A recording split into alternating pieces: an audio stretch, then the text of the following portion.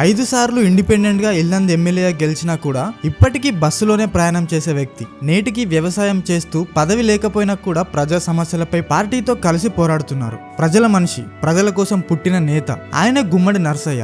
చాలా సామాన్యంగా కనిపిస్తున్న అసామాన్యుడు. బస్సుల్లో లేదా రైల్లో హైదరాబాద్కి రావడం, ఆటోలో అసెంబ్లీకి వెళ్లడం, పార్టీ ఆఫీసుల్లో పడుకోవడం, ఇది ఆయన ట్రాక్ రికార్డ్. ఇప్పటికీ ఆయన పేరు మీద ఓ పొలం తప్ప మరి ఏమీ లేదు. బహుశా అంత సింప్లిసిటీగా బతికే లీడర్ ని ఇక మనం భవిష్యత్తులో చూడలేం కావచ్చు. నిజంగా గ్రేట్ లీడర్. ఇలాంటి నిస్వార్థమైన నాయకుడిని, కమిట్మెంట్ తో పనిచేసే సేవకుని కూడా ఎన్నికల్లో ఓడగొట్టిన చరిత్ర మన ప్రజలది. ప్రజాప్రతినిధి అంటే ఇలా ఉండాలి. కానీ నేటి ప్రజాప్రతినిధులు, ఎమ్మెల్యేలు అడుగు తీసి అడుగు పెడితే చుట్టూ వందల మంది బోకర్గాళ్ళు, చెంచాగాళ్ళు, భజనా పరులు, పదుల సంఖ్యలో కార్లు, గన్మెన్లు, పోలీసుల గస్తీ. ఇంత బలగం చుట్టూ పెట్టుకొని ప్రజలకేమన్నా పనికొస్తారా అంటే అది లేదు. ఒక్కడు పనికిరాడు. ఎంతసేపు పదవిని అడ్డు పెట్టుకొని ప్రజలను ఎట్లా దోపిడీ చేయాలి, భూములు ఎలా కొల్లగొట్టాలి, అక్రమంగా దందాలు ఎలా చేయాలి, కోట్లు ఎలా కూడబెట్టుకోవాలి, ఎన్నికల్లో ప్రజలకు డబ్బులు, మద్యం పంచి వాళ్లను మభ్యపెట్టి ఎలా గెలవాలి, వ్యవస్థలను వాడుకొని ప్రశ్నించేటోళ్లను ఎలా ఇబ్బంది పెట్టాలనే నాయకులు, ఎమ్మెల్యేలే ఉన్నారే తప్ప ఇలా ఏ స్వార్థం లేకుండా ప్రజల కోసం నిజంగా సేవ చేసే నాయకుడు ఎవరున్నారు?